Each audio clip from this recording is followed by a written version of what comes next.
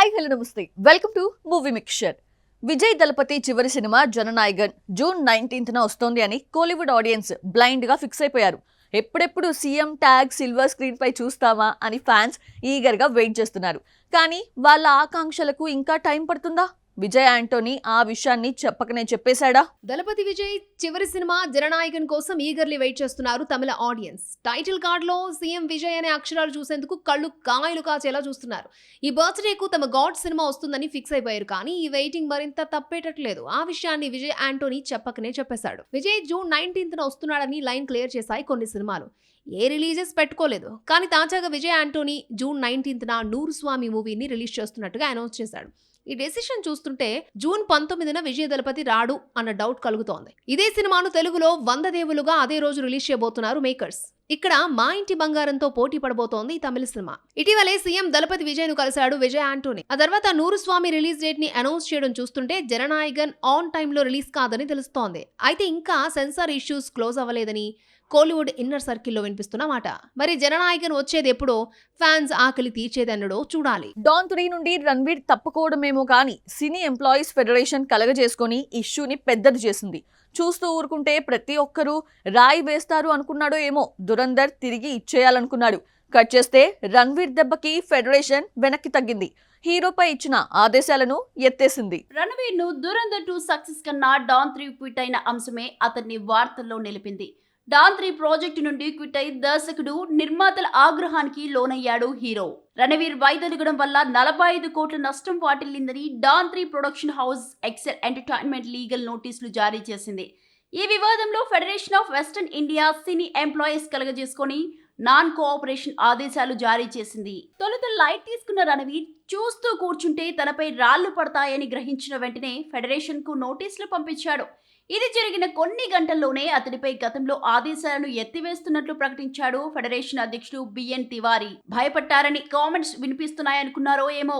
ఇందులో ఎవరూ ఓడిపోలేదు, గెలవలేదు అంటూ కామెంట్ చేశారు. సమస్యను నిర్మాతలతో కలిసి సాల్వ్ చేసుకోవాలంటూ ఫెడరేషన్ సలహాదారుడు అశోక్ పండిట్ వెల్లడించారు. ఈ ఇష్యూలో Indian motion picture producers association, producers guild of India, cine and TV artists association జోక్యం చేసుకోవడంతోనే ఫెడరేషన్ వెనక్కి తగ్గినట్లు సమాచారం.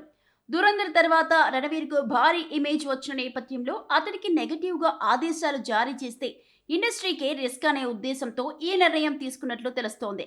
ఇక ఈ వివాదాన్ని క్లోజ్ చేసుకున్న రణవీర్ డాన్ 3 కాంట్రవర్సీని కూడా ముగిస్తాడా? అమీర్ ఖాన్ మరోసారి పెళ్లిపీట లెక్కబోతున్నాడా?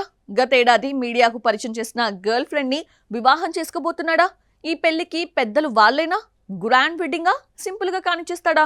అమీర్ వెడ్డింగ్ రూమర్స్ గురించి ఫుల్ డీటెయిల్స్ ఇప్పుడు చూద్దాం. షష్టి పూర్తి చేసుకోవాల్సిన ఏజ్ లో తన 3వ ప్రియురాల్ని పరిచయం చేసి మీడియాకు షాక్ ఇచ్చాడు అమీర్ ఖాన్. గౌరీ స్ట్రాప్ తో పీకల్లోతో ప్రేమల్లో పడినట్లు ప్రకటించాడు. అప్పటి నుండి ఓపెన్ గా ఈ జంట చక్కర్లు కొడుతోంది. తెలిసిన మ్యాటరే కాబట్టి మీడియా కూడా లైట్ తీసుకుంది. కానీ ఇప్పుడు ఈ జంట పెళ్లి పీట లెక్కబోతోందట. జూలై 5న ఈ జోడీ సింపుల్ గా వివాహం చేసుకోబోతున్నట్లు సమాచారం. తన ప్రియురాల్ని మీడియా కన్నా ముందే షారుఖ్, సల్మాన్ ఖాన్ కు పరిచయం చేశాడు అమీర్ ఖాన్. ఇప్పుడు వీరే ఈ పెళ్లి పెద్దలుగా మారబోతున్నారని తెలుస్తోంది. గతంలో రీనా దత్తా, కిరణ్ రావులను వివాహం చేసుకున్న అమీర్ ఖాన్ వారికి విడాకులిచ్చాడు. 1986లో రీనాను పెళ్లాడి 2002లో డివోర్స్ ఇచ్చాడు. 2005లో కిరణ్ రావును వివాహం చేసుకోగా 2021లో విడిపోయింది ఈ జంట. ఈ ఇద్దరితో 16 సంవత్సరాల కాపురం అనంతరం విడాకులిచ్చాడు star hero. Bollywood queen Kangana Ranaut success చూసి ఏళ్లు గడిచిపోతున్నాయి. రియల్ స్టోరీతో వచ్చిన, పొలిటికల్ బయోపిక్స్ తో పలకరించిన, యాక్షన్ ఎంటర్టైనర్స్ తో ఎంట్రీ తీసుకున్న నో హిట్. అయినా సరే ఫైర్ బ్రాండ్ వెనక్కి తగ్గడం లేదు. ఈసారి అన్సంగ్ వారియర్స్ కథని చూపించబోతోంది. అదేంటో ఒకసారి చూద్దామా? బాలీవుడ్ ఫీమేల్ ఓరియంటెడ్ చిత్రాలకు ఓ బ్రాండ్ క్రియేట్ చేసిన బ్యూటీ కంగనా రనౌత్. కానీ మణికర్ణిక హిట్ తర్వాత ఫైర్ బ్రాండ్ సినీ కెరీర్ గాడి తప్పేసింది. పంగా, దాకడ్, తేజస్ తో డిఫరెంట్ జానర్స్ ట్రై చేసినా సక్సెస్ రాలేదు. ఆ మధ్యలో తలైవి, ఎమర్జెన్సీ లాంటి పొలిటికల్ బయోపిక్స్ తీసి ఓ వర్గం ఆడియన్స్ కు దూరమైంది కంగనా. పొలిటికల్ జర్నీని ఎంజాయ్ చేస్తున్న కంగనాకు సినీ కెరీర్ డల్ గా మారడంతో మళ్లీ తన ఫ్యాన్ ఫాలోయింగ్ వెనక్కి తెచ్చుకునేందుకు స్కెచ్ చేస్తోంది. ఈసారి ఎవరిని హర్ట్ చేయకుండా రియల్ ఇన్సిడెంట్స్ ఆధారంగా తెరకెక్కించిన భారత భాగ్య విధాతతో స్ట్రాంగ్ కంబ్యాక్ ఇవ్వాలనుకుంటోంది. 2008లో ఓ ఆసుపత్రిపై ఉగ్రవాదులు జరిపిన దాడుల ఆధారంగా ఈ మూవీ తెరకెక్కుతోంది. ఆ ఘటనలో 400 మంది రోగుల ప్రాణాలు కాపాడిన అన్సంగ్ వారియర్స్ కథను చూపించబోతున్నాడు మనోజ్ తపాడియా.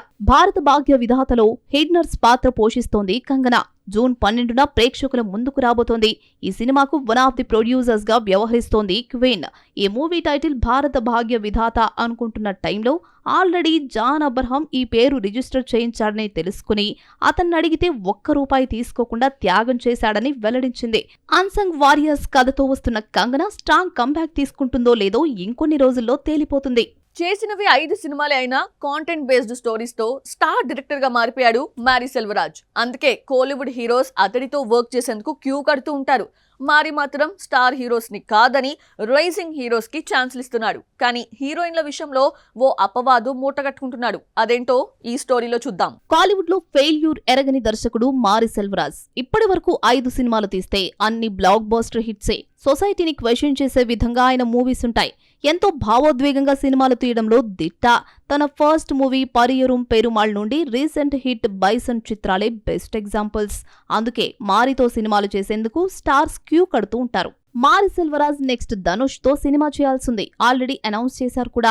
D56 కర్ణన్ కు మించి ఉంటుందని అంచనాలు మొదలయ్యాయి. కానీ సడన్లీ ధనుష్ 56 ప్రాజెక్ట్ హోల్డ్ చేసి కొత్త వెంచర్ స్టార్ట్ చేశాడు. తన తొలి సినిమా హీరో కధీర్ తో మరో మూవీ ప్లాన్ చేశాడు. ఈ సినిమాకు ఇళయరాజా సంగీతం సమకూర్చబోతున్నాడు. ఇంతవరకు ఓకే. కానీ మారీ సెల్వరాజ్ హీరోయిన్స్ విషయంలో మాత్రం తమిళ ఆడియన్స్ ను హర్ట్ చేస్తున్నాడు. మారీ సెల్వరాజ్ చేసిన 5 సినిమాలన్నింటిలో నాన్ కాలీవుడ్ భామలకే ఛాన్సులిచ్చాడు. తొలి మూవీ పెరియోరిం పెరుమాళ్లో తెలుగు అమ్మాయి ఆనంది నటించగా కర్ణన్ నుండి బైసన్ వరకు వరుసగా మలయాళ అమ్మాయిలు రజీషా విజయన్, నిఖిలా విమల్, అనుపమ పరమేశ్వరన్ నటించారు. మామన్నంలో నటించిన కీర్తి సురేష్ ను మాత్రం తమ అమ్మాయిగా ట్రీట్ చేస్తున్నారు. ఇక తాజాగా అనౌన్స్ చేసిన మూవీలోనూ ప్రియాంక అరుళ్ మోహన్ కయాదులోహర్ ను తీసుకోవడంతో తమిళ తంబిలు గుర్రుమంటున్నారు. అతడికి తమిళ హీరోయిన్స్ అంటే గిట్టదేమో అన్న కమెంట్స్ చేస్తున్నారు. మూవీ మిక్స్ లో మరికొన్ని అప్డేట్స్ ఇప్పుడు చూద్దాం. Mass Maharaj Raviteja upcoming film Irumudi నుండి గ్లిమ్స్ రిలీజ్ అయింది. ఇందులో కంప్లీట్ ఫ్యామిలీ మ్యాన్ గెటప్ లోకి చేంజ్ అయ్యాడు రవితేజ. శివ నిర్వహణ దర్శకత్వంలో తెరకెక్కుతున్న ఈ sentiment and devotional touch film ఆగస్టులో రిలీజ్ చేసేందుకు ప్లాన్స్ చేస్తున్నారు makers. Aamir Khan iconic film Oscar entry వరకు వెళ్లిన మూవీ లగాన్ 25 years పూర్తి చేసుకోనుంది. జూన్ 15కు 25 ఏళ్లు పూర్తి చేసుకోనున్న ఈ మూవీని మరోసారి ప్రేక్షకుల ముందుకు తీసుకురాబోతున్నాడు మిస్టర్ పర్ఫెక్ట్. జూన్ 12న విడుదలవుతున్న నేపథ్యంలో రీ రిలీజ్ ట్రైలర్ విడుదల చేశారు మేకర్స్. సో చూసారు కదా, ఇది వాటి movie mixture. Next movie mixture లో మళ్ళీ కలుద్దాం. Till then by.